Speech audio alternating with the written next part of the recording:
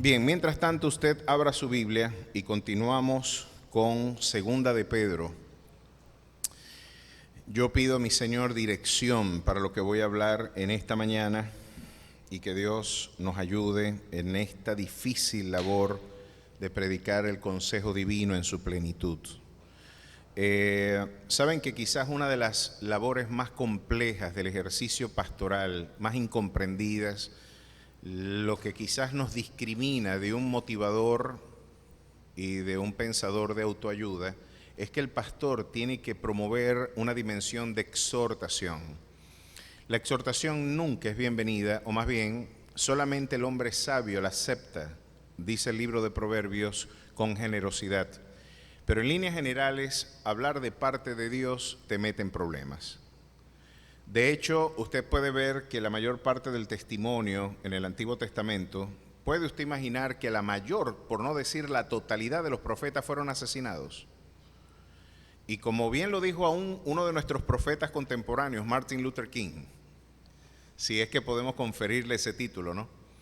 Nuestro querido hermano y pastor de una iglesia bautista en Alabama, él dijo algo interesante: los profetas mueren jóvenes. Mueren jóvenes porque su predicación, su mensaje es profundamente incómodo y Dios generalmente utiliza a laicos, a hombres que no están asociados a la institucionalidad religiosa, a gran parte de las instituciones culturales, porque precisamente Dios levanta ese tipo de hombres es cuando ya todo no está casi perdido. Cuando ya no hay nadie que hable de parte de Dios, aún en las instituciones, en las iglesias.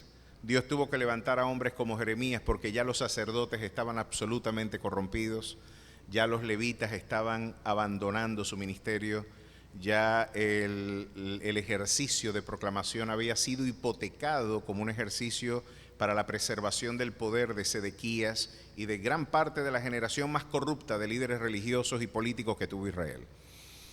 Bueno, hablar de parte de Dios es un tema serio y no se equivocaba Luis Althusser en su libro La estructura de la revolución marxista, cuando él hablaba de que las iglesias, las universidades, los medios de comunicación, los periódicos, la literatura y el cine son aparatos ideológicos encargados de la configuración de un modelo político, de un modelo de poder, y generalmente se utiliza eso como un instrumento para la manipulación de las masas. El cristianismo, bien entendido, es la cosa más liberadora que yo conozco. De hecho, no hay otro camino de libertad para el hombre. Es lo más hermoso, maravilloso. ¿Cuántos pueden decir amén? ¿Para cuántos Cristo ha sido sublime? ¿Para cuántos Él ha sido la respuesta integral a tu crisis? Él ha sido en mi vida la respuesta en mi dimensión emocional, espiritual, económica, afectiva, familiar. No hay un espacio de mi vida en el que Él no sea la respuesta. Pero el cristianismo mal entendido es la cosa más opresiva que yo también conozco. Porque el cristianismo mal entendido no es cristianismo. Providencialmente, hoy nos corresponde hablar de un capítulo muy tremendo para la vida espiritual. Y estamos hablando del capítulo número 2 de Segunda de Pedro. Venimos estudiando estas dos epístolas y hoy nos corresponde hablar de un capítulo bastante difícil por los desafíos que nos impone como pastores, como iglesia, como creyentes y como gente que tiene que evaluar y observar el peregrinar de la iglesia en su vocación de proclamación. Pero antes de leer el capítulo 2, quiero hilvanar con algunas ideas que habíamos dejado en el tintero, porque es importante que usted vea la hilvanación de ideas que Pedro viene sosteniendo. Y yo puedo ahora anticipar y ahora más que nunca entender por qué algunos teólogos y críticos de la segunda epístola de Pedro decían de que esta epístola es una epístola incómoda. Aquí la teología calvinista se siente profundamente comprometida y parece ser un elemento disruptivo a la estabilidad y a la coherencia del sistema, algunas afirmaciones que Pedro sostiene en el capítulo 2 de esta epístola. Sobre todo lo que tiene que ver con la perseverancia de los santos y la posibilidad de que un creyente pueda experimentar apostasía. La posibilidad de que un hombre que después de haber experimentado el don del Espíritu, de haber experimentado gloriosas y sublimes bendiciones en el orden espiritual, después se vuelva atrás del santo mandamiento y su postrer estado venga a ser peor que el primero. Esta quizás es uno de los escollos que el calvinismo no puede de alguna forma metabolizar como sistema dentro del conjunto de ideas que ellos exponen. O yo más bien diría el hipercalvinismo. Pero antes de llegar allí, Pedro le viene diciendo en la primera epístola, yo les quise explicar a ustedes que todo lo que han vivido cumple un propósito.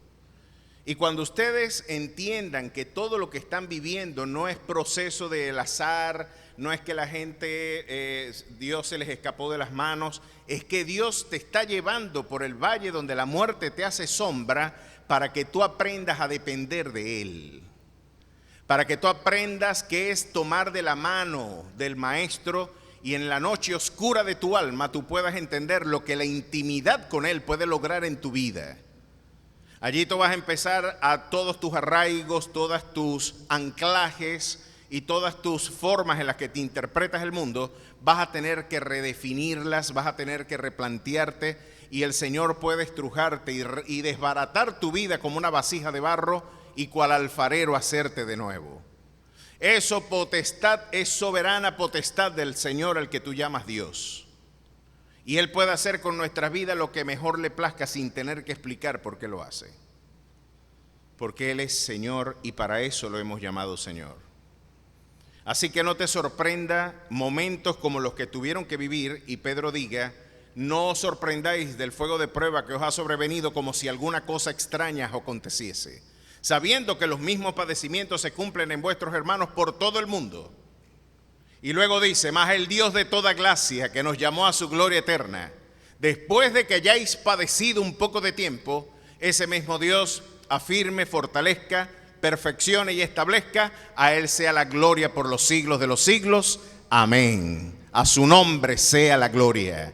Miren el camino progresivo de desarrollo y la preocupación pastoral de Pedro era hablarle a esta comunidad en la diáspora, en el exilio, como comunidad migratoria, decirles, ustedes son peregrinos y extranjeros en un mundo, pero el Señor no se ha olvidado de ustedes. Todo está bien, a pesar de que tú estás llorando, todo está bien. Yo estoy en control, yo soy el Rey soberano, tu padecimiento es mi voluntad. Estoy por razones providenciales de mi amor que tú desconoces, permitiendo el concurso de estas realidades para llevar a cabo propósitos sublimes en tu vida. Hacia allá se dirigía Pedro en su primera epístola. Ahora en la segunda, Pedro nos está diciendo, ahora tenemos que velar por la preservación y la integridad de la libertad de la iglesia. Y aquí es un tema muy importante, porque la iglesia, mis queridos hermanos, estamos condenados a vencer, porque el que comenzó en vosotros la buena obra, la preservará y la perfeccionará hasta el día de su venida. ¿Cuántos lo creen? ¿Cuántos creen que mayor es el que está en ustedes que el que en el mundo está? ¿Cuántos creen que hay victoria en Cristo Jesús y podemos ser más que vencedores? Dice la Escritura, somos más que vencedores por medio de aquel que nos amó. Así que tenemos la consumación de una victoria que Él ya logró en la cruz. Pero este capítulo que vamos a estudiar, mis queridos hermanos, nos presenta una solemne exhortación de cómo algunos se pueden quedar en el camino. Qué terrible noticia.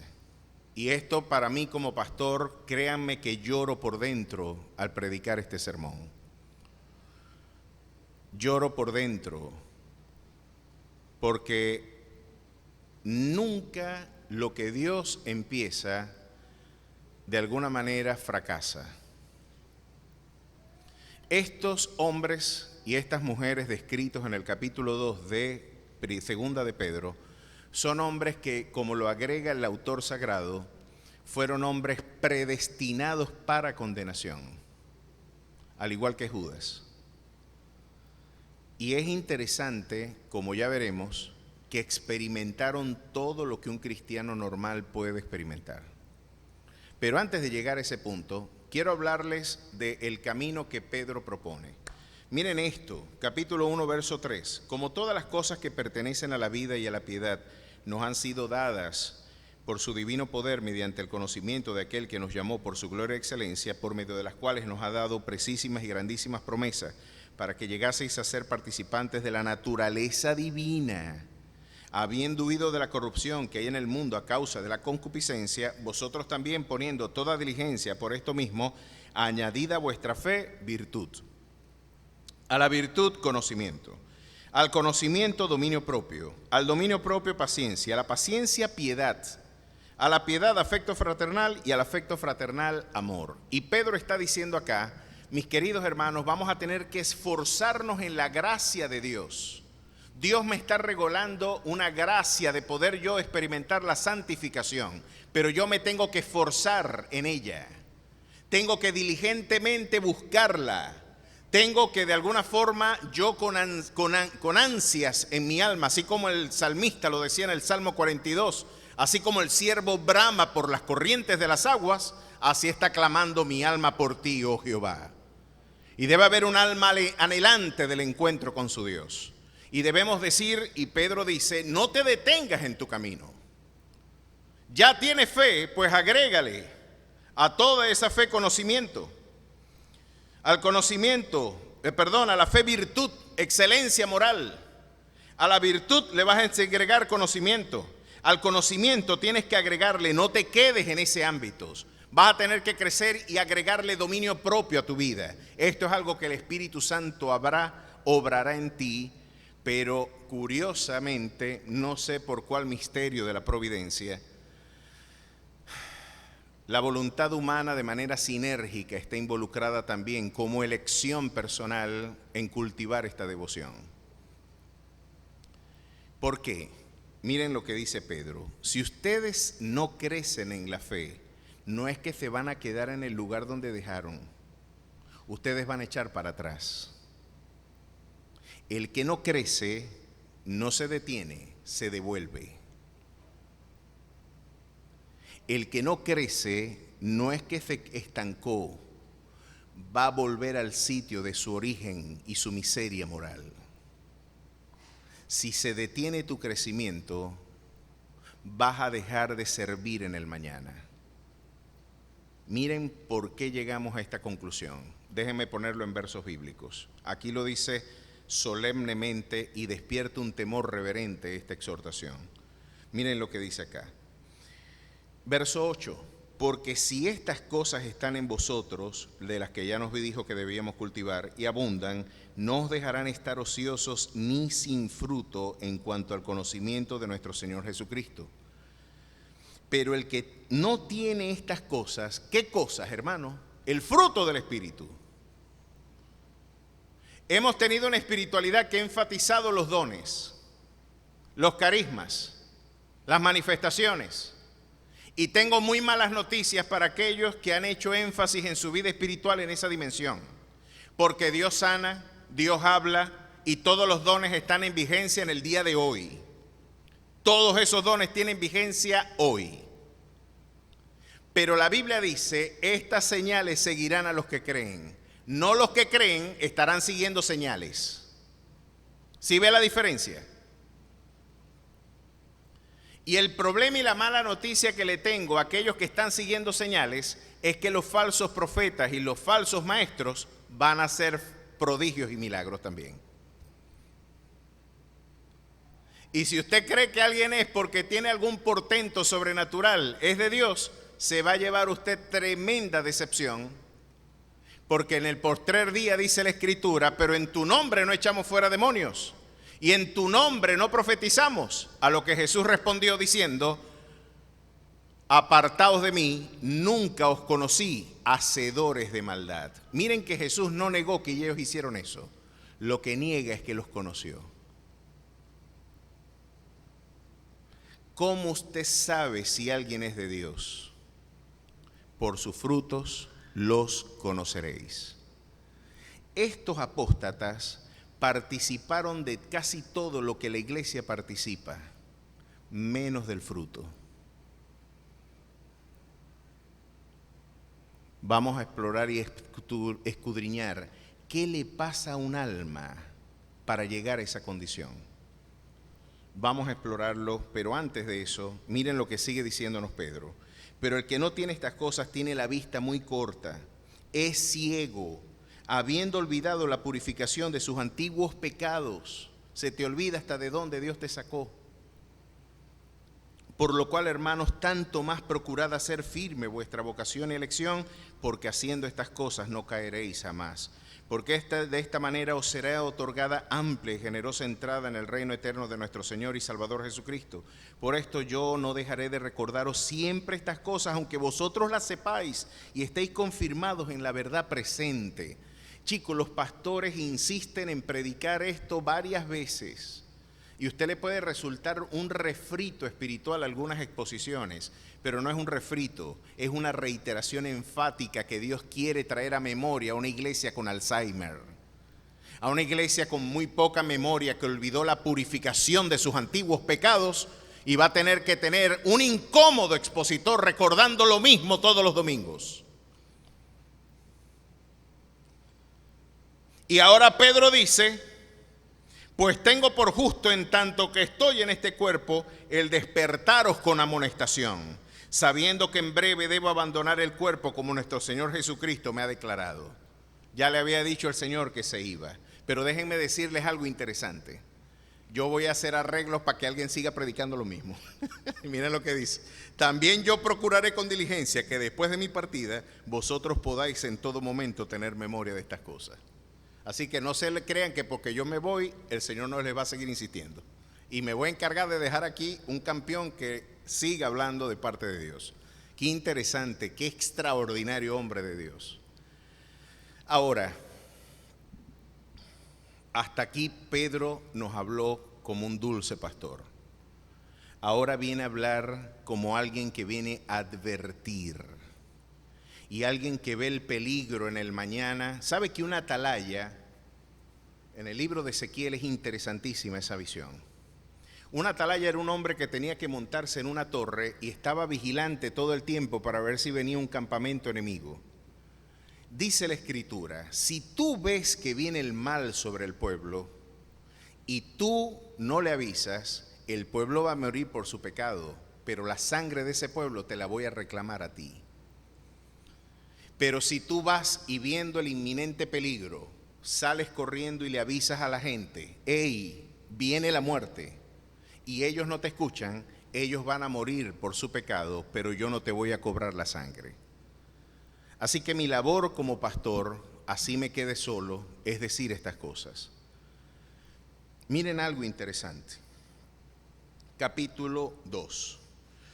Pero hubo también falsos profetas entre el pueblo, como habrá entre vosotros falsos maestros que introducirán encubiertamente herejías destructoras y aún negarán al Señor que los rescató, atrayendo sobre sí mismo destrucción repentina. ¿Qué es ser un falso profeta y qué es ser un falso maestro? ¿Qué es la apostasía? La apostasía, y no sé si Edwin, ¿tienes el video ya? ¿No vamos a apagar la luz? ¿No hace falta? Bien, déjenme entonces presentarme aquí, porque Edwin trajo un grupo de ilustraciones, quizás no hace falta ponerlas todas, pero para que ustedes vean el alcance del deterioro moral de la iglesia de hoy, vamos a poner estas evidencias para que ustedes mismos las evalúen y las juzguen. ¿Qué traduce la apostasía? Un apóstata es alguien que está caminando en una dirección y se devuelve. No, ya yo no voy para allá. Eso es lo que traduce literalmente la expresión apóstata. Otra expresión es liberar un barco de una amarra para que tome rumbo. Y es que el apóstata se siente amarrado, como obligado. Y dijo: no, al igual que Satanás, en su corazón medita: yo tengo una mejor idea que la que Dios tiene y la voy a poner por obra. No me interesa sujetarme a la voz de Dios, mi proyecto, y por eso el libro de Proverbios dice que el hombre que es sabio en su propia opinión, más esperanza hay en el necio que en él. Vamos a ver por qué. Y ya usted verá que la apostasía no nos deja sin consecuencias. Vamos a verlo.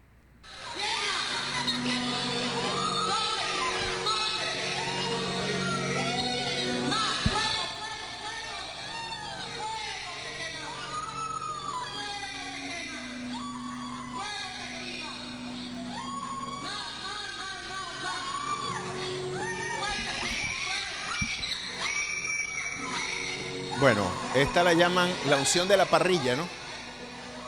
No sé qué parrilla están haciendo, pero ellos la llaman la unción de la parrilla y parece que esto trae de alguna manera una idea de liberación. Pero más allá de estos elementos anecdóticos y folclóricos, vamos a adelantar para ver porque, bueno, esta es la unción del cachetón. Este viene una cachetada porque dice que esto trae una unción. Miren, imagínense que yo me ponga con estos kilitos míos a hacerle lo mismo a usted. Pero estás dispuesto a aguantar lo que viene. Estás dispuesto a aguantar lo que viene. ¿Sabes lo que viene? Eso viene. Viene una cachetada del Espíritu Santo. Cuando la iglesia no tiene miembros, el pastor se tiene que poner creativo. Miren lo que hizo este pastor.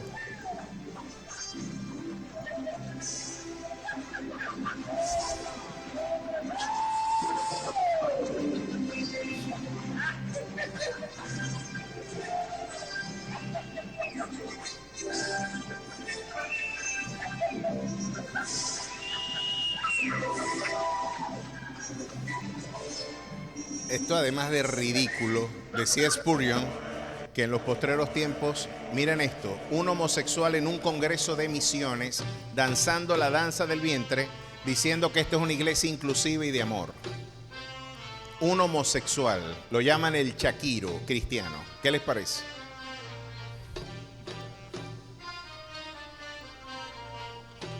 Señor, reprenda este infernal. Bueno, Si no, la voy a tirar a la ustedes. unción de la Es para camisa. mujeres nomás, ¿no? Mujeres, nada más, sí, pero los hombres son muy brutos. Voy a sacarme esta camisa y se las voy a dar a ustedes. Se están preparando, se están preparando, se están preparando. Se están preparando. Se están preparando. Para que fuera bonito. Ya van a ver Ah, la creí estupidez, que la había tirado, ¿no? a dónde puede llegar la idiotez. Sí, usted se ríe, pero es triste, ¿no? Es triste, ¿no? Ahora voy a hacer que toquen alguno en la camisa, por las dudas no la agasen. Ese es el tema. Ese es el tema. Sí, alguna que la toquen, alguna que la toquen, alguna que la toquen, eso, que la toquen, todo, no. No, que no, sí, no. Ese, por lo menos que la toquen, porque... La unción del caballito.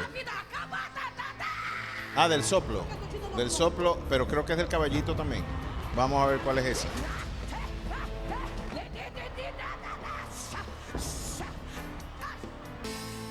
Me deu vontade de sapatear, me deu vontade de sapatear, me deu vontade de sapatear. Eu já tô vendo, olha o mistério de Jeová. Me deu vontade de sapatear, me deu vontade. Olha aí o batismo, batiza agora. Batiza. Olha aí o batismo.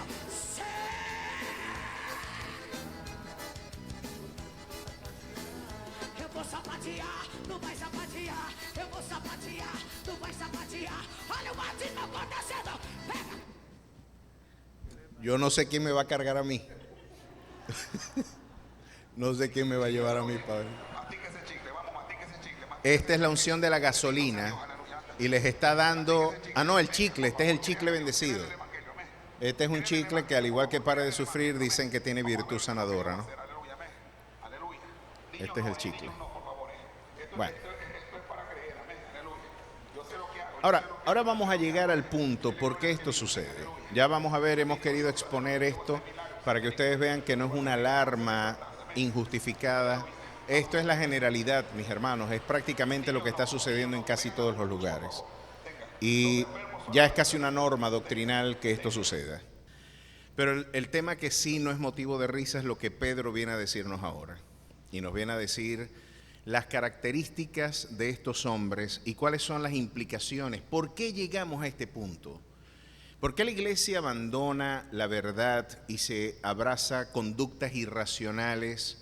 ¿Por qué la iglesia puede perder su firmeza? Y sabe que de alguna manera ha sido la historia así lo demuestra, yo les he reiterado a ustedes que una de las maneras de tener una profunda edificación espiritual es estudiando historia de la iglesia. Los 3 y 4 primeros siglos de nuestra iglesia fueron extraordinariamente desafiantes y pudimos ver parte de nuestros mejores hombres se criaron y se forjaron en el crisol del sufrimiento. Teníamos un Tertuliano, un Ireneo, teníamos un Atanasio, teníamos sin duda alguna Orígenes, Clemente de Alejandría, hombres verticales que de alguna forma brindaron un testimonio extraordinario ante la historia, y hombres y mujeres sencillos que ofrendaron sus vidas por causa del Evangelio. Estos hombres no se intimidaban frente a la opresión del Estado y la persecución, y lejos de ser la iglesia lesionada por la persecución, surgió lo mejor de nuestra iglesia en el fragor del quebranto. Lo que sí dañó la iglesia fue cuando la iglesia permitió ser corrompida por diversas doctrinas. Lo que sí fue un elemento de entropía moral, de entropía institucional, de deterioro sistemático de la iglesia, fue cuando la iglesia no fue perseguida, cuando la iglesia se enriqueció, cuando la iglesia adquirió estatus de comodidad política y económica, cuando fue el factor de relevante poder político y económico, allí empezó el deterioro institucional de la iglesia. Bueno, y basta nada más estudiar del siglo IV hasta la Edad Media, o más bien hasta el Renacimiento con la Reforma Protestante. Pero más allá de eso, miren lo que Pedro nos está diciendo acá.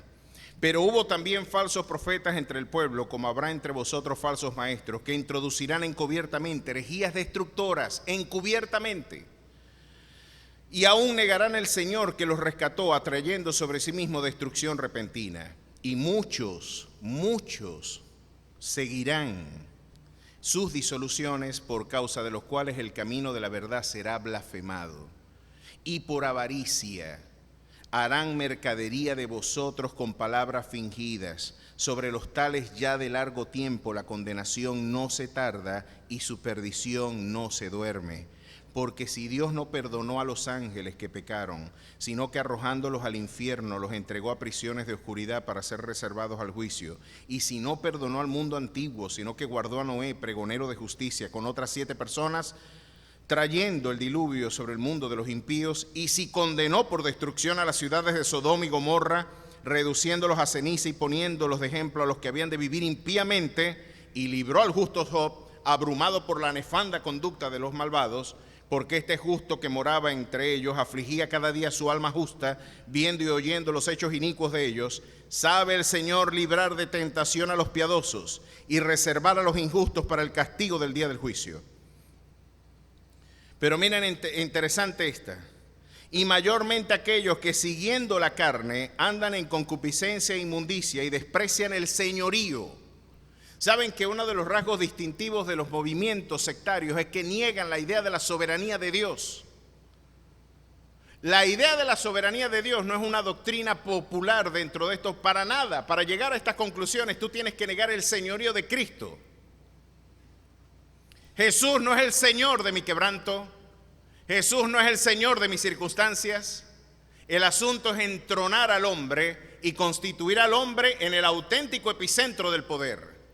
Bajo esta falsa concepción de la autoridad del creyente, se pretende decir de que porque yo tengo autoridad, ahora Dios tiene que hacer lo que yo digo.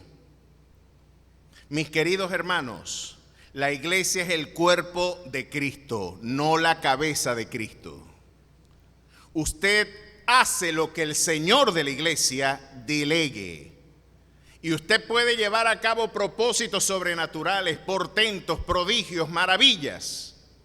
No porque la virtud repose en usted, es porque usted está concertado realmente con aquel que es la fuente auténtica de poder.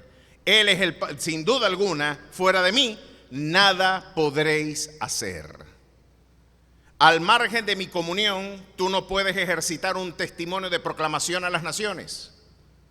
Así que la característica distintiva de esta gente es que niegan el señorío. La soberanía de Dios es un aspecto incómodo. Pero vamos a hablar de estos personajes.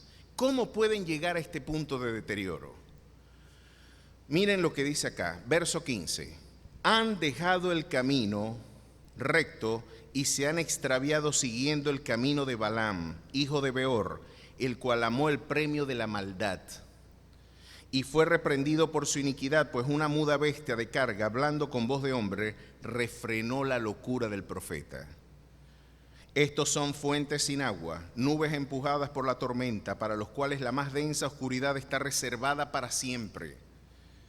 Pues hablando palabras infladas y vanas, seducen con concupiscencias de la carne y disoluciones a los que verdaderamente habían huido de los que viven en error. Les prometen libertad y ellos mismos son esclavos de corrupción, porque el que es vencido por algunos es hecho esclavo del que lo venció. Ciertamente, miren qué solemne exhortación, si habiéndose ellos escapado de las contaminaciones del mundo por el conocimiento del Señor y Salvador Jesucristo, enredándose otra vez en ella, son vencidos, su postrer estado viene a ser peor que el primero, porque mejor les hubiera sido no haber conocido el camino de la justicia, que después de haberlo conocido, volverse atrás del santo mandamiento que le fue dado. Pues le ha acontecido lo del verdadero proverbio: el perro vuelve a su vómito y la puerca larrabada a revolcarse en el cieno. Gente que había escapado de la contaminación. Háblame de eso. Alguien que había escapado de la contaminación del presente siglo. Y el libro de los Hebreos nos agrega más acerca de estos personajes. Acompáñame al capítulo 6, verso 4. Y el libro de los Hebreos nos dice algo interesante. Verso 4 de Hebreos 6. Porque es imposible que los que una vez fueron iluminados y gustaron del don celestial y fueron hechos participantes del Espíritu Santo y asimismo gustaron de la buena palabra de Dios y de los poderes del siglo venidero, y recayeron, sean otra vez renovados para arrepentimiento, crucificando de nuevo para sí mismo al Hijo de Dios y exponiéndole al vituperio. ¿Saben qué están diciendo? Y alguien podría decir, pero ¿será que cuando yo me fui al mundo y tuve algún extravío moral, ya no hay restauración para mi vida? Porque aquí están diciendo que estos que recayeron es imposible que sean renovados para arrepentimiento. Miren lo que luego dice en Hebreos capítulo 10, ¿verdad? Verso 26. Porque si pecáremos voluntariamente después de haber recibido el conocimiento de la verdad, ya no queda más sacrificio por los pecados, sino una horrenda expectación de juicio y de hervor de fuego que ha de devorar a los adversarios. Ahora, este pecado deliberado, este pecado de apostasía del que nos está hablando el autor sagrado, este de volverse atrás del santo mandamiento, mis queridos hermanos, es una solemne exhortación. Estoy tratando en este momento con un pastor de una iglesia amada, hermana, que me llamó para decirme que no cree ya en el infierno, que la Biblia no es un libro revelado, para decirme que todo lo que él predicó ya hoy no lo cree. Un hombre con una devoción y una piedad extraordinaria, como sucedió con un gran amigo en Maracaibo también, pastor de una iglesia, que hoy considera que su agenda pastoral tiene que estar orientada a defender al movimiento LGBTI. Estuve equivocado toda mi vida. He predicado un evangelio religioso, he predicado un evangelio de intolerancia y ahora yo tengo el deber de decirles a ustedes de que los homosexuales heredarán el reino de los cielos. Porque ya de alguna manera tengo que salir del closet teológico, así yo no sea homosexual. Mis queridos hermanos, las malas conversaciones corrompen las buenas costumbres. Así tú seas pastor. Tú no puedes ser más sabio que Dios. Es interesante y quiero ir detenerme a ver quién fue Balaam. Acompáñenme un momentito al libro de Números. Y en el libro de Números, en el capítulo 22, ¿qué es amar el premio de la maldad? ¿Qué significa esto de que amó el premio de la maldad? Chicos, le ofrecieron cobres a cambio de que torciera la doctrina. Y ustedes saben que la ofrenda compromete. Y le dijeron, ¿te querés ganar estos relitos? Bueno, pero me vas a hacer este trabajo. Y curiosamente, buscaron un profeta de Jehová para que Jehová mismo los maldijera. ¿Qué les parece? Miren el discernimiento, ¿no?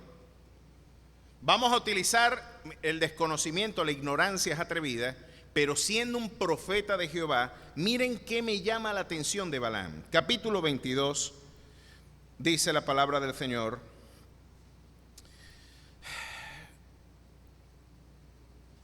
Muy bien. Verso 18. Y Balaam respondió y dijo a los siervos de Balac: aunque Balac me diese su casa llena de plata y de oro, no puedo traspasar la palabra de Jehová mi Dios para hacer cosa chica ni grande. Hasta ahí parece que Balaam era un tipo muy piadoso. Yo voy a hacer lo que Dios me diga. Yo voy a predicar lo que Dios me dijo. Yo no voy a poner ni una tilde ni una nada. Si Jehová me dice que los bendiga, los bendice. De hecho, ya a él le había gustado el negocio. Le dijeron: venite con nosotros, que a lo que tú maldigas al pueblo de Israel va a haber un buen tesoro para ti. Ven, y tú como profeta ayúdanos a maldecir a este pueblo, porque después de todo nos está ocupando la tierra. Él se montó en el burro, en el asna, y la escritura dice que el burro vio el ángel y él no lo vio. Porque como Pedro nos decía, quien no está cultivando una vida espiritual se pone corto de vista y pierde el discernimiento. No logra discernir lo que Dios le está diciendo. Y la burra se tuvo que amarrar y se pegó a un lado, y Balaam le daba palo y le daba, y decía la escritura que la burra el asna tuvo que hablarle. Dice la escritura que Dios le dio la facultad de hablar como un hombre y le dijo: chico, yo he trabajado para ti toda la vida. ¿Tú me has visto que yo he hecho esto antes? ¿Usted se imagina que le habla el perro? Yo les echaba el cuento temprano en la mañana de Avaria. Había un chiste allá donde parece que uno de los muchachos, y que había cargado mucho un burrito con arena, con maíz, con queso, y el burrito iba como una gandola dobladito, muchacho.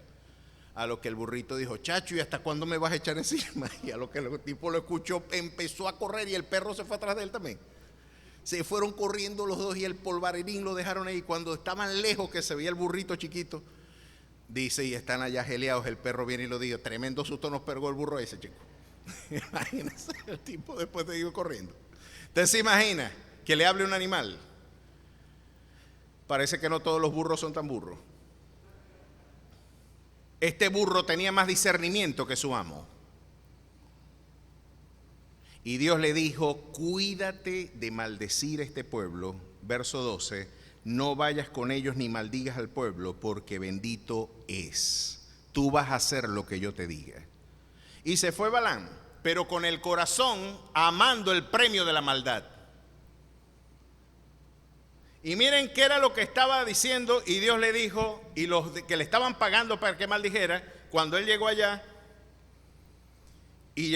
no le quedó más remedio a Balaam que decir lo que Dios le decía. Y miren lo que Dios le dijo: y volvió, y aquí estaba junto a él el holocausto y los príncipes de Moab, y él tomó su parábola y dijo: de Harán me trajo Balac, rey de Moab, de los montes de oriente. Ven, maldíceme a Jacob, y ven, excreta a Israel. ¿Por qué maldeciré yo al que Dios no maldijo? ¿Y por qué excretar al que Jehová no ha excretado? Porque de la cumbre de las peñas lo veré, y desde los collados lo miraré. He aquí un pueblo que habita confiado no será cortado entre las naciones. ¿Quién contará el polvo de Jacob, o el número de la cuarta parte de Israel? Muera yo la muerte de los rectos, y mi postrimería sea como la suya. Entonces Balac dijo a Balaam: ¿qué me has hecho? Te he traído para que maldigas a mis enemigos, y aquí los has proferido, y has proferido bendiciones. Él respondió, dijo: no cuidaré de decir lo que Jehová ponga en mi boca. Chico, Balaam parecía un tipazo. Pero sabe que uno puede estar haciendo lo correcto con motivaciones equivocadas. Y acompáñeme al libro de Apocalipsis para que usted vea lo que estaba en el corazón auténticamente de Balaam. Apocalipsis capítulo 2 nos da la revelación de lo que se esconde detrás de estos apóstatas. El corazón, lo que se esconde en ellos. Capítulo 2, verso 14.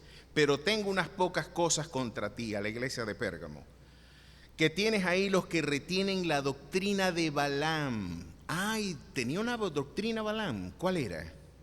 Que enseñaba a Balac a poner tropiezo ante los hijos de Israel, a comer de las cosas sacrificadas a los ídolos y a cometer fornicación. ¿Saben qué dijo Balaam? No podemos maldecir al pueblo porque Dios no me apoya. pero tengo debajo de la mesa una carta. Yo me quiero ganar esos cobres.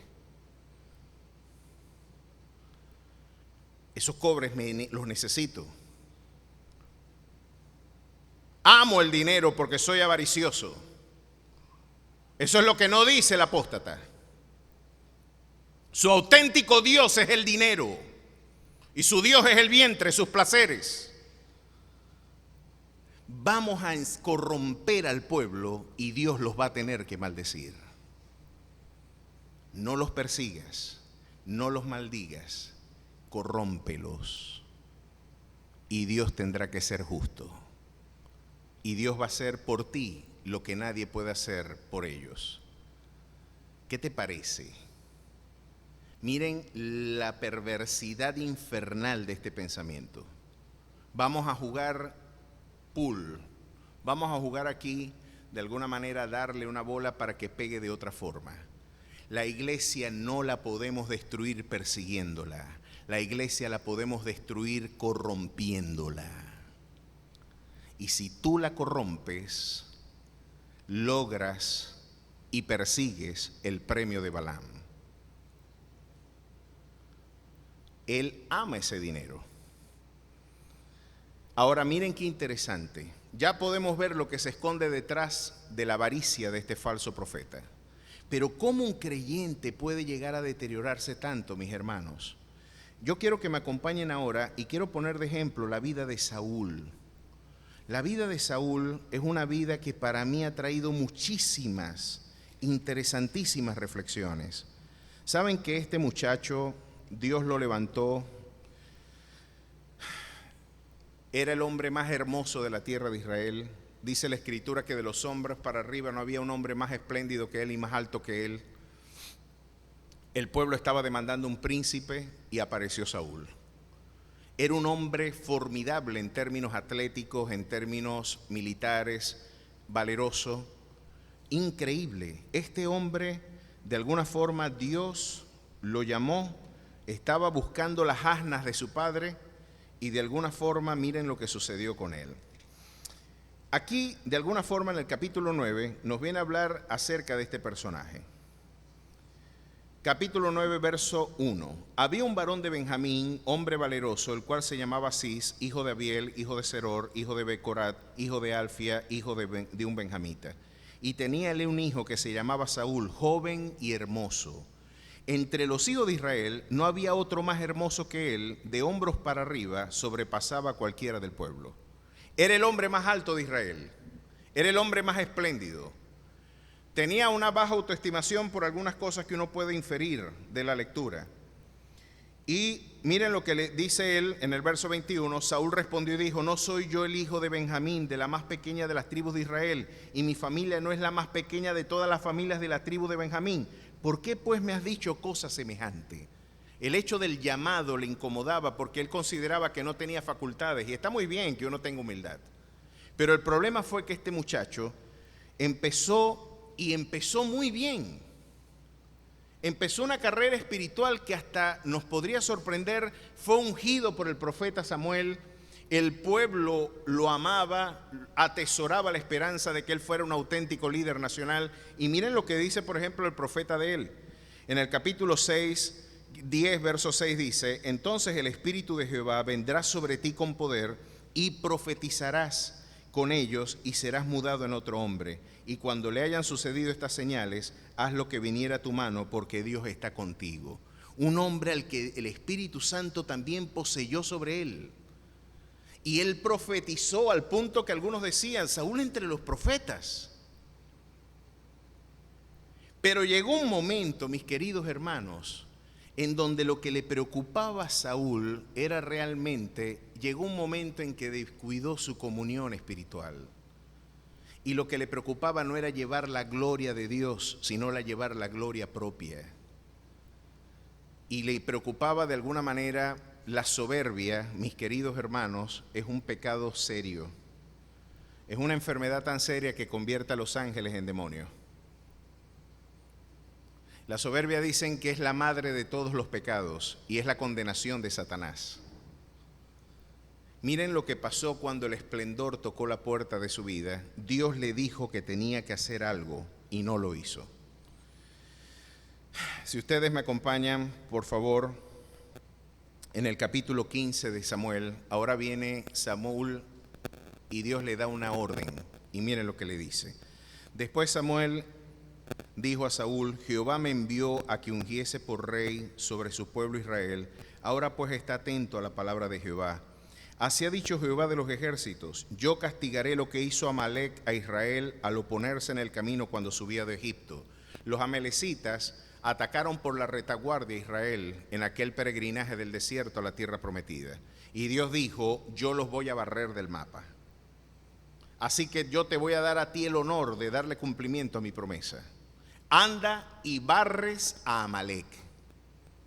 Y mira lo que vas a hacer. Y ahora póngase usted, amárrese el cinturón de seguridad, porque a veces Dios pide cosas de nosotros que parecen inverosímiles. Y mire lo que le pidió: ve pues y hiere a Amalec, verso 3, y destruye todo lo que tiene, y no te apiades de él. Mata a hombres, mujeres, niños, y aún los de pecho, vacas, ovejas, camellos y asnos. Y Saúl pues convocó al pueblo y les pasó revista en Tenaín 200,000 de a pie y 10,000 hombres de Judá, y se fue a la guerra. Viniendo Saúl a la ciudad de Amalec, puso emboscada en el valle, y dijo Saúl a los ceneos: idos apartados de id de entre los hijos de Amalec, para que no os destruya juntamente con ellos, porque vosotros mostraréis misericordia a todos los hijos de Israel, cuando subían de Egipto, y se apartaron los ceneos de entre los hijos de Amalec. Y Saúl derrotó a los amalecitas desde Avila hasta llegar a Shur, que es el oriente de Egipto. Y tomó vivo a Agab, rey de Amalec, pero a todo el pueblo mató a filo de espada. Perdonó al rey, ya empezó mal. Te habían dicho que lo mataras y no lo mataste. Y Saúl y el pueblo perdonaron a Agab y lo mejor de sus ovejas y el ganado mayor, de los animales engordados, de los carneros y de todo lo bueno, y no lo quisieron destruir, mas todo lo que era vil y despreciable destruyeron. Y vino palabra de Jehová a Sabel diciendo: me pesa haber puesto por rey a Saúl, porque se ha vuelto en pos de mí, apostasía, se ha vuelto de la espalda, me obedeció a medias, y él cree que yo me voy a dar por satisfecho, porque a los tibios yo los vomito, y se volvió de en pos de mí, me dio la espalda, es un apóstata. Miren qué interesante. Y no ha cumplido mis palabras, y se apesadumbró Samuel y clamó Jehová toda aquella noche. Y miren lo que dijo ahora mintiendo. Y madrugó luego Samuel para ir a encontrar a Saúl por la mañana, y fue dado aviso a Samuel diciendo: Saúl ha venido a Carmel. Y aquí se levantó un monumento y dio vuelta y pasó adelante y descendió a Gilgal. Vino pues Samuel a Saúl y le dijo: bendito seas tú, oh Jehová, yo he cumplido la palabra de Jehová. Dice Saúl, ¿no? Y Saúl le dijo: bendito seas tú de Jehová, yo he cumplido la palabra de Jehová. Miren qué hipócrita. Él dice que hizo lo que Dios le mandó y preservó lo mejor de los amalecitas. Y la orden era cortarle la cabeza al enemigo de Israel. No hacer alianzas, no hacer pactos. No, yo me voy a quedar con esto que es bueno y desecho lo malo. Dijo: apártate por completo de Amalec. Me lo barres. A Satanás ni agua. Si una pezuña se queda en el camino, pues agarra la pezuña y te la llevas. Le dijo Moisés al faraón: si una pezuña de mi vaca se queda ahí, agarro la pezuña y me la llevo. Pero en Egipto no se queda nada de mi Dios. Tenemos que salir por completo de Egipto. Y aquí no hay medias tintas. Y miren lo que le dijo. Y Saúl respondió: de Amalec los he traído. Y Samuel entonces dijo: pues qué balido de ovejas y bramido de vacas es este que yo oigo con mis oídos. Y Saúl respondió: de Amalec los he traído, porque el pueblo perdonó lo mejor de las ovejas y de las vacas para sacrificarlas a Jehová tu Dios, pero lo demás lo destruimos. Él dijo: yo tengo una mejor idea que la que Dios me dio. Porque todo tu fracaso moral empieza pensando que tus ideas son mejores que las de Dios. No, Dios dice esto, pero mejor perdono a Amalec. No, Dios dice esto, pero mejor me quedo con el ganadito, chico. ¿Cómo le voy a hacer eso al engordado? ¿Cómo voy a desechar esto? No, Señor. Usted obedezca a Dios y deje las consecuencias de esa obediencia en las manos de Dios. Eso no es problema tuyo. Y miren lo que le dijo Samuel a Saúl. Entonces dijo Samuel a Saúl: déjame declararte lo que Jehová me ha dicho esta noche. Y él respondió: di, mira las consecuencias de tu propia prudencia, de tu sabiduría personal, de esto que tú consideras es más sabio que lo que Dios dice. Te volviste filósofo, ¿no? De repente. Y ahora crees que tienes más sabiduría que Dios. Mira lo que ahora Dios te dice. Aunque eras pequeño en tus propios ojos, no has sido hecho jefe de las tribus de Israel, y Jehová te ha ungido por rey sobre Israel. Y Jehová te envió en misión y dijo: ve y destruye a los pecadores de Amalec y hazles guerra hasta que los acabes. ¿Por qué pues no has oído la voz de Jehová, sino que vuelto al botín has hecho lo malo ante los ojos de Jehová? Y Saúl respondió a Samuel: antes bien, he obedecido a la voz de Jehová y fui a la misión que Jehová me envió. Miren qué testarudo. Él insiste que sí lo hizo. Y sabe que la peor condición de un pecador, ¿sabe? Ahorita vamos a comparar el pecado de Saúl y el de David. ¿Qué le parece a usted peor? ¿Que Saúl no haya matado a estos animales y al rey, o que David haya matado a un hombre para quedarse con su mujer? Socialmente hablando, David fue peor. Pero ya usted va a ver la diferencia. Este hombre decía: yo sí hice la voluntad de Dios. Sí, y se escucha el balido allá. ¡Meh! Ahí está la voluntad de Dios, ¿ves? Y se escuchaban las vacas y se escuchaba el balido. No, yo sí la hice, ¡meh! Y el balido de los animales denunciaba su irreverencia. Ahora miren entonces: traído a Agag, rey de Amalec, y has destruido a los amalecitas, mas el pueblo tomó el botín. Y ahora le está echando la culpa a otra gente. Y Samuel dijo: se complace Jehová tanto en los holocaustos, verso 22, y víctimas, como en que se obedezca las palabras de Jehová. Ciertamente el obedecer es mejor que los sacrificios, y el prestar atención que la grosura de los carneros, porque como pecado de adivinación es la rebelión, y como ídolos e idolatría la obstinación. Por cuanto tú desechaste la palabra de Jehová, él también te ha desechado para que no seas rey. Se acabó. Pero miren por qué. Yo me preguntaba: ¿y por qué no lo perdonó? ¿Saben por qué el apóstata no encuentra perdón? ¿Por qué en el libro de Hebreos dice que llega un punto de no retorno para ese hombre o para esa mujer? ¿Saben por qué este hombre? Y para mí la apostasía es también una forma de blasfemar al Espíritu Santo, que es el pecado que no tiene perdón. Porque el apóstata, después que se vuelve de Dios, está cerrando la única puerta de arrepentimiento que él dispone. Porque ¿quién es el que te guía y te lleva a la convicción de juicio, de pecado? ¿Quién es el que te guía a toda verdad? Si tú llamas al Espíritu Santo Satanás, si tú estás en abierta rebelión con el único que te puede conferir arrepentimiento, tú no puedes encontrar perdón porque no puedes arrepentirte. Y lo peor que le puede pasar a un hombre es no arrepentirse.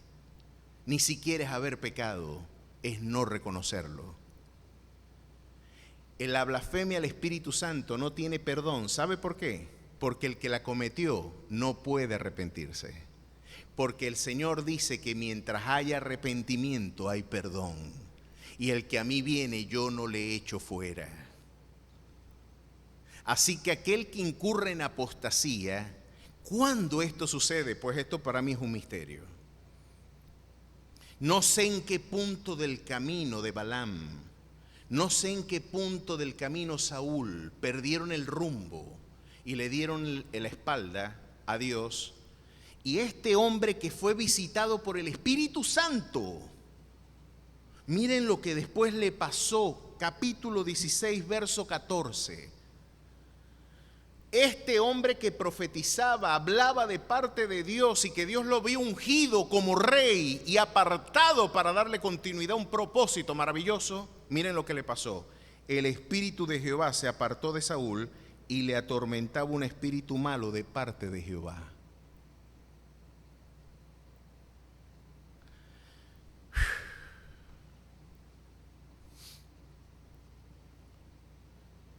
Mis queridos hermanos, qué dolor que alguien que había experimentado la comunión del Espíritu,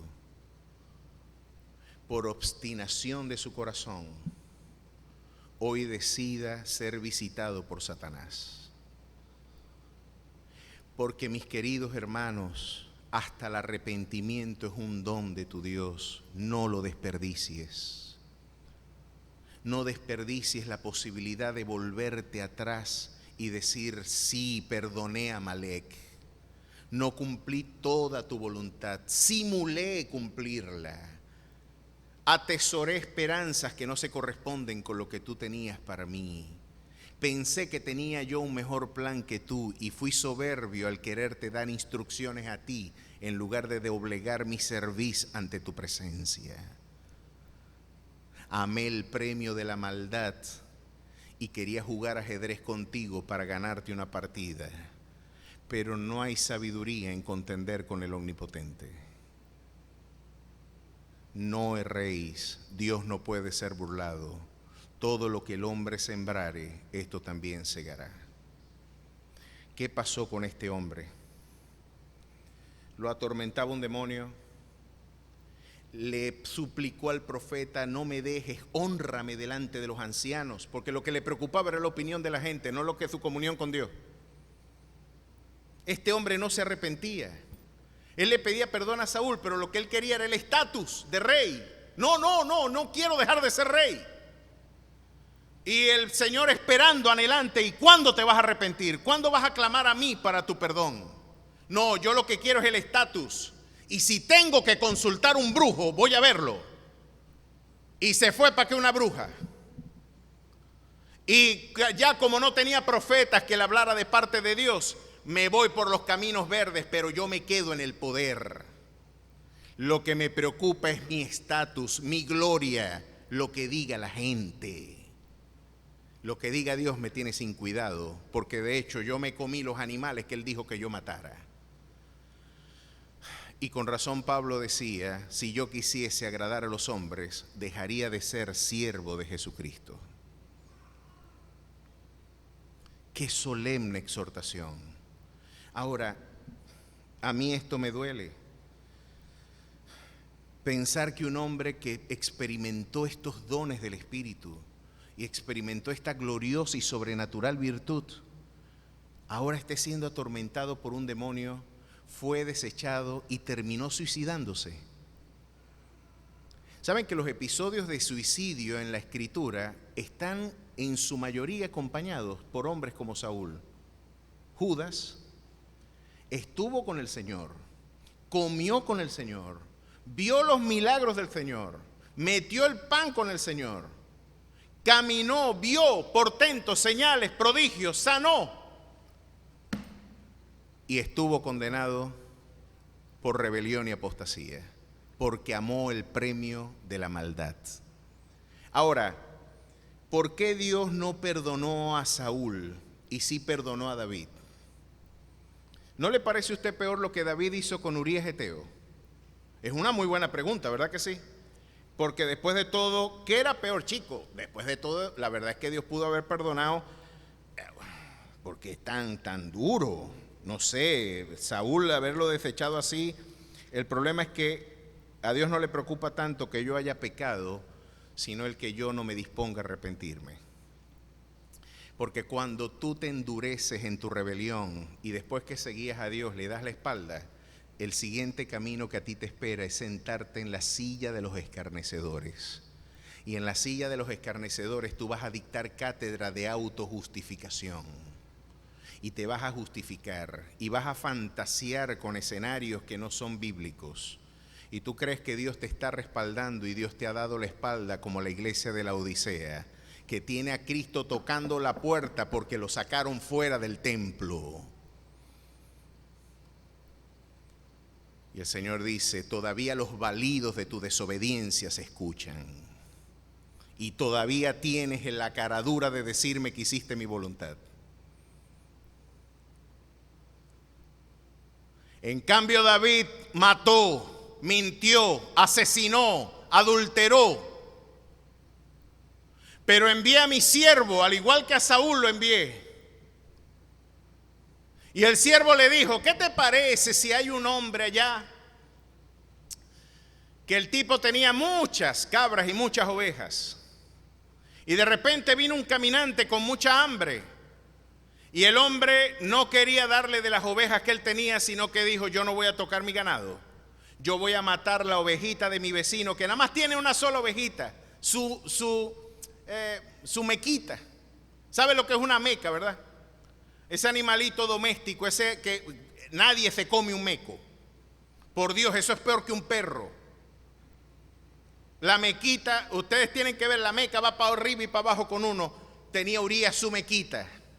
Y dijo, yo no voy a tocar mi ganado porque pierdo. Voy a matar, tengo hambre y le voy a matar la ovejita, la mequita al vecino, a Urías. ¿Qué piensas tú que debemos hacer con ese hombre, David? Y David, que fue pastor, se sintió indignado. Yo tuve ovejas y si alguien me hace a mí esto, yo lo mato. Que tal hombre muere irremisiblemente. Tráemelo para matarlo. Y el profeta Natán le dijo, ese hombre eres tú. Así te dice Jehová, por cuanto tuviste en poco mi palabra. Porque tener en poco la palabra de Jehová, mi querido hermano, es el inicio de tu quebranto. Tener en poco lo que Dios está diciendo es el inicio de tu perdición. El Señor le confirió castigos, no se detendrá la espada de tu casa. Y el hijo que has concebido con Betsabé morirá. Pero David, mis queridos hermanos, fracasó como usted y yo podemos fracasar. Y puede usted afrontar momentos dolorosos en su vida. Pero de inmediato, al diferencia de Saúl, no habían bramidos justificadores. No habían vacas maugiendo por allá diciendo, no, está bien. Y Amalek vivo. Saúl tomó la espada del espíritu y le arrancó la cabeza a Amalek, que es tipo de Satanás. ¿Tú crees que puedes negociar con Satanás y ganar? ¿Tú crees que puedes distraerte y salirte del camino de la fe sin consecuencias? Ten cuidado y tu camino de retorno sea así, sin retorno. Porque llega un punto donde estás tan lejos de Dios que vas a perder hasta la capacidad de arrepentirte. Solemne exhortación. David hizo esto. Capítulo 51 del libro de los Salmos. Ten piedad de mí, oh Dios, conforme a tu misericordia. Conforme a la multitud de tus piedades, borra mis rebeliones. Lávame más y más de mi maldad y límpiame de mi pecado. Porque yo reconozco mis rebeliones y mi pecado está siempre delante de mí. Contra ti solo he pecado y he hecho lo malo delante de tus ojos, para que seas reconocido justo en tu palabra y tenido por puro en tu juicio, porque yo no me voy a justificar a mí para condenarte a ti. Tú eres el Rey de reyes y el Señor de señores. Tú eres mi alfa y tú eres mi omega. Bueno fue haber sido disciplinado por Jehová, porque ahora yo tengo arrepentimiento y vida eterna. A su nombre sea la gloria. Esta es la diferencia del dulce cantor de Israel.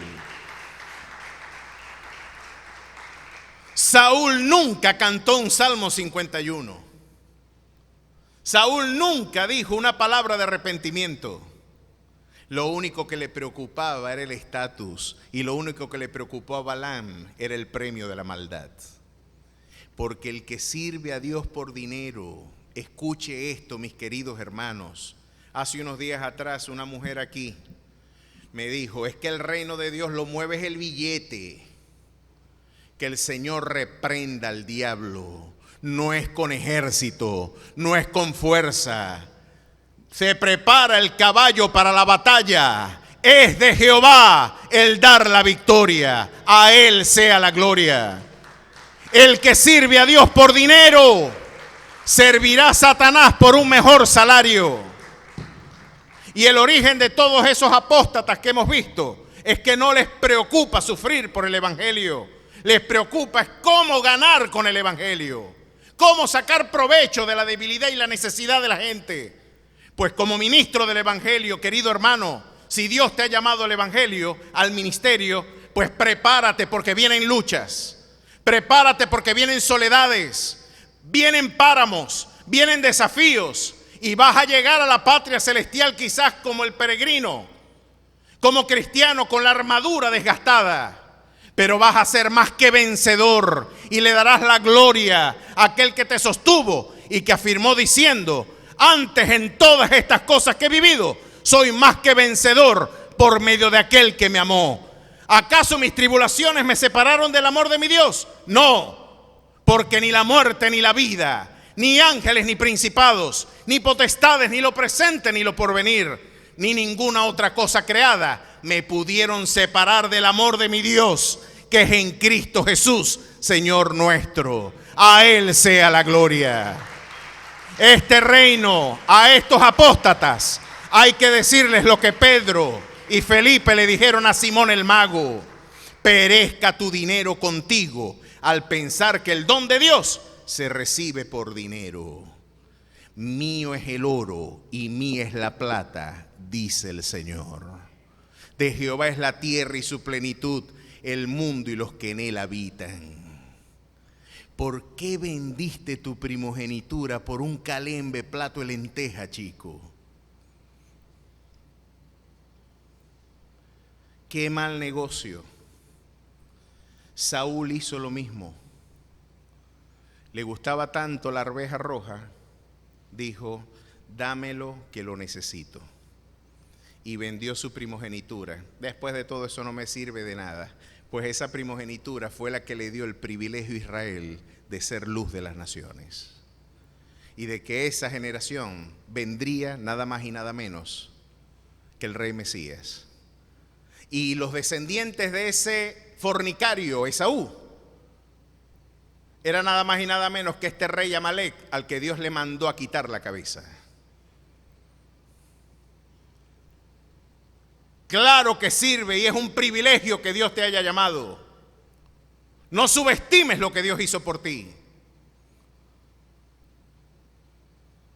¿Y crees que un plato de lentejas es mejor que la primogenitura que Él te dio? Está corta tu vista porque no se ha llenado de fruto tu vida. Todos los apóstatas experimentaron dones espirituales. Lo que no tuvieron fue fruto del Espíritu. Por sus frutos los conoceréis. ¿Qué hacer frente a esto? ¿Puede alguien que está apartado de la fe encontrar arrepentimiento? Sí. Miren lo que dice Santiago y ya con esto termino. Hermanos, si alguno entre vosotros se ha extraviado de la verdad y alguno le hace volver, sepa que el que haga volver al pecador del error de su camino salvará de muerte un alma y cubrirá multitud de pecados. Si Dios hoy te llama, no digas como Faraón, mañana. Quizás no hay mañana para tu vida. Quizás no hay un nuevo comienzo para ti en el mañana, sino que el día del llamamiento es hoy. Hoy el Señor te llama para una nueva vida en Cristo Jesús. ¿Qué debemos hacer entonces? Pedro nos lo instruye y permítame leer ya lo que Judas nos recuerda también. Pero vosotros, amados, edificados sobre vuestra santísima fe, verso 20, orando en el Espíritu Santo, conservaos en el amor de Dios, esperando la misericordia de nuestro Señor Jesucristo para vida eterna. Algunos que dudan, convencedlos. La iglesia postdenominacional de hoy, de la falsa tolerancia, de que la doctrina no importa. Al contrario, cuando la iglesia abandona la verdad, se extravía. Convéncelos. A otros salvad. Es tan peligrosa la condición de los que han abandonado la fe, que miren lo que dice la Escritura, y de otros tened misericordia con temor, aborreciendo aún la ropa contaminada por su carne. ¿Qué les parece? Así como si fuera un paciente de COVID, pues, como si estuviera contaminado con algo que te puede afectar. Ten temor hasta de la ropa que tiene encima el que le está dando la espalda a Dios y que dice ser parte de la fe, porque no hay un ser más peligroso que un casi cristiano.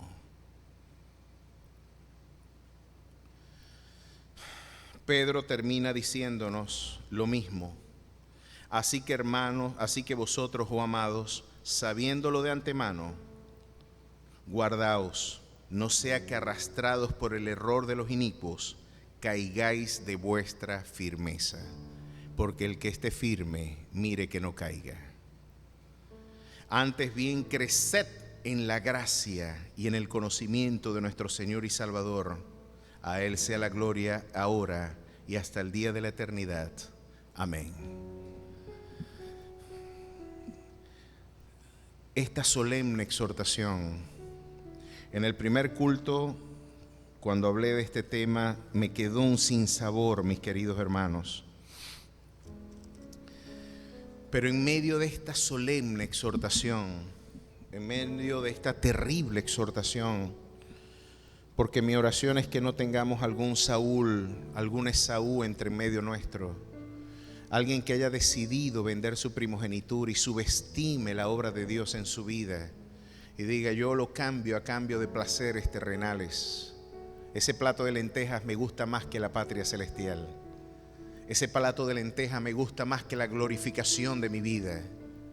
Ese plato de lentejas es más apetente, así sea temporalmente, que las enormes y sublimes bendiciones que Dios ha querido reposar por gracia en mi vida.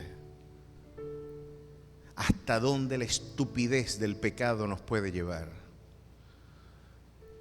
Pero más allá de esta solemne exhortación, el Señor nos recuerda esta promesa: y aquel que es poderoso para guardaros sin caída y presentaros sin manchas delante de su gloria con gran alegría, al único y sabio Dios nuestro Salvador sea gloria y majestad, imperio y potencia, ahora y por todos los siglos. Amén. ¿Cuántos dan gloria al que les puede preservar sin caída? Póngase de pie.